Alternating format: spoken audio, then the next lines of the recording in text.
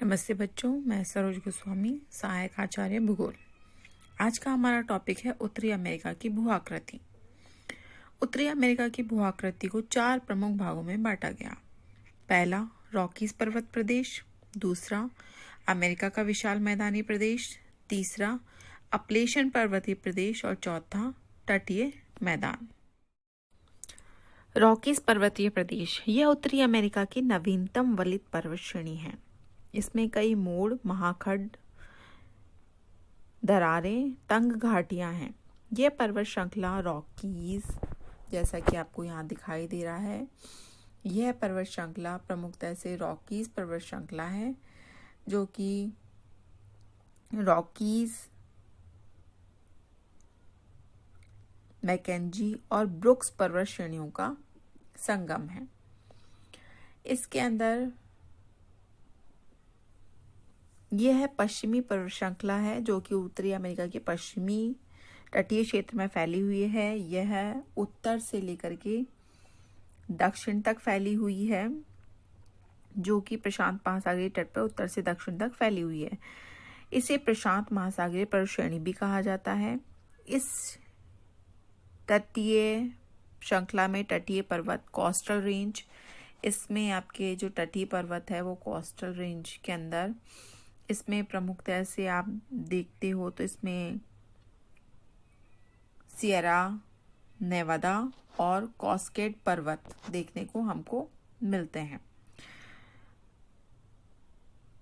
Sierra Newada श्रेणी पूर्वी, ये जो श्रेणी है यहाँ पर आपको दिखाई दे रही है, ये वाली श्रेणी सियरा नेवादा, ये आपके कैलिफोर्निया एवं पश्चिमी नेवादा राज्यों में फैली हुई है। प्रशांत महासागर के ये समानांतर है। इस तरह से समानांतर प्रशांत महासागर के हैं। इसके बाद में आपके कास्केड श्रेणी भी कैलिफोर्निया से, ये भी आपके कैलिफोर्निया से आपके अलास्का तक फैली हुई है।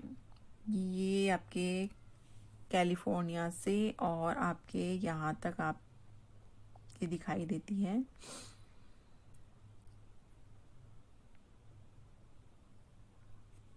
ये यहाँ पे कैलिफोर्निया से अलास्का तक ये फैली हुई है। रॉकीज पर्वत श्रेणियां प्रशांत महासागर तथा अंध महासागर के जल प्रवाह के लिए एक विभाजक का कार्य भी करती हैं। इस प्रदेश का अधिकांश भाग शुष्क जलवायु का है, जहां वर्षा कम होती है तथा यहाँ पर धात्विक खनिज भी पाए जाते हैं। दूसरा है आपके दूसरा जो पर्वतीय क्षेत्र, दूसरा जो क्षेत्र था वो था अमेरिका का विशाल मैदान। अमेरिका का विशाल मैदान ये है आपके अमेरिका का विशाल मैदान। प्रमुख से आप इसको देखो तो ये आपके रॉकीज माउंटेन्स हैं और यहाँ पे अपलेशन माउंटेन्स हैं। तो रॉकीज माउंटेन और अपलेशन माउंटेन्स के बीच में ये फैला हुआ मैदानी क्षेत्र है। ये यहाँ पर आपके मैकेंजी नदी के से लेकर के यहाँ पर फ्लोरिडा का जो तटीय क्षेत्र है वहां तक ये फैला हुआ है। इसे कुछ भागों में बांटा गया है। ये आप देखो तो ये आपके सबसे पहले ये कैनेडियन शील्ड भी इसमें शामिल किया जाता है। यहाँ पर ये ग्रेट प्लेन्स है। इसके अलावा ये जो आपका क्षेत्र है वो भी ग्रेट प्लेन्स है। फिर है ये वाला जो क्षेत्र है, इसको तटीय क्षेत्र में शामिल किया जाता है। तो इस प्रकार से आप इसमें देखो तो ये वाला जो संपूर्ण क्षेत्र है कैनेडियन शील्ड से लगा करके, ये वाला जो क्षेत्र है इसको आपके तटीय क्षेत्र में ज्यादातर शामिल किए, या मध्य मैदानी क्षेत्र में या विशाल मैदानी क्षेत्र में इसको शामिल किया जाता है। इस भाग में मैकेंजी, मिसिसिपी, सेंट लॉरेंस नदियां प्रवाहित होती हैं। मैकेंजी नदी का बेसिन उत्तरी अमेरिका के उत्तरी भाग में स्थित है। तो इस प्रकार से ये अमेरिका का विशाल मैदानी क्षेत्र है। फिर है आपके तीसरे नंबर पर जो आ रहा है अपलेशियन पर्वतीय प्रदेश। अपलेशन पर्वतीय प्रदेश में अगर आप देखो तो अपलेशन पर्वतीय प्रदेश के अंदर प्रमुखतः से इसमें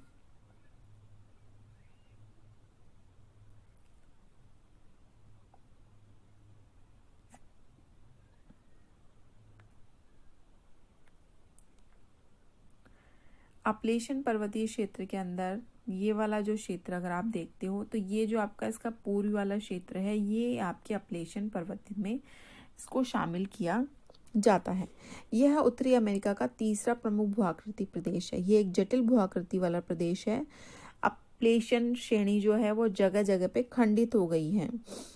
पहले ये रॉकीज पर्वत जितने ही ऊंचे थे, लेकिन अब इनकी ऊंचाई 900 से 1800 मीटर तक ही है। इसका विस्तार उत्तर में यहाँ पर आपके न्यू फाउंडलैंड आइलैंड से लेकर के इसका विस्तार दक्षिण में इसका विस्तार आपके ओजार्क, ये अगर आप देखो तो यहाँ पर आपके न्यू फाउंडलैंड आइलैंड से लेकर के ये यहाँ पर ओजार्क का जो आपके ओजार्क या उचीटा, ये ओजार्क प्लेटो है। तो यहाँ पर ओजार्क या उचीटा का जो पठार है वहाँ तक ये देखने को मिलता है। इसमें ओक्लाहोमा, अरकानसास, अलाबामा के पर्वतीय प्रदेश तक ये फैला हुआ है। अपलेशन पर्वत श्रेणी के पश्चिम में यहाँ पर अगर आप देखो तो अपलेशन पर्वत श्रेणी के पश्चिम में आपको देखने को यहाँ पर ये जो क्षेत्र है ये कम्बरलैंड का पठार है। तो कम्बरलैंड का पठार और पूर्व में इसके ये पीडमोंट का पठार है। तो ये जो पर्वत श्रेणी है इसमें पश्चिम में कम्बरलैंड तथा पूर्व में पीडमोंट का पठार है। हडसन मोहावक मार्ग द्वारा अपलेशन पर्वत उत्तरी तथा दक्षिणी अपलेशन में विभाजित होता है। पीडमोंट पठार से अनेक नदियां प्रवाहित होती हैं। ये जो पठार है इस पठार से अनेक नदियां प्रवाहित होती हैं और कहाँ जाकर के सम्मिलित हो जाती हैं। ये आपके ये नदियां प्रमुखतः से अटलांटिक महासागर की जो मैक्सिको की खाड़ी है उसमें जाकर के ये सम्मिलित हो जाती हैं। ये नदियां जलप्रपात बनाती हैं और जिससे कि जल विद्युत का उत्पादन होता है। इस पर्वतीय प्रदेश में लोहा, कोयला, सीसा, सोना, जस्ता, लोहा, तांबा आदि खनिज के भंडार विद्यमान हैं। इन पर्वतों की ऊंचाई अधिक नहीं है, अतः यहाँ पर कृषि भी की जा सकती है। तो इस प्रकार से ये क्षेत्र में आपके मध्य का क्षेत्र ये जो फैला हुआ है, ये जो पूर्वी क्षेत्र जो फैला हुआ है जिसको कि अपलेशन के नाम से जाना जाता है, उसको हम इस प्रकार से व्यक्त कर सकते हैं। इसके बाद में तटीय मैदान के अंदर ये जो तटीय मैदानी क्षेत्र है इस क्षेत्र के अंदर सारे तटीय मैदानी क्षेत्र जिसमें कि इसके पूरब की ओर स्थित ये ग्रीन कलर से आपको जो शो हो रहे हैं ये, और ये पश्चिम की ओर स्थित ये तटीय मैदानों को इसमें शामिल किया जाता है कि जो समुद्र तल से लगे हुए हैं। इनकी ऊंचाई कम है, यहाँ रेतीली और कम उपजाऊ मिट्टी पाई जाती है। उत्तरी अमेरिका के पूर्व और पश्चिम में तटीय मैदान है। यहाँ पर आपके उत्तरी पूर्वी क्षेत्र से लेकर के दक्षिण पश्चिम में ये मैदान जैसा कि आपको देखने में मिलता है ग्रीन कलर भी धीरे धीरे बढ़ता जा रहा है और चौड़ा होता जा रहा है।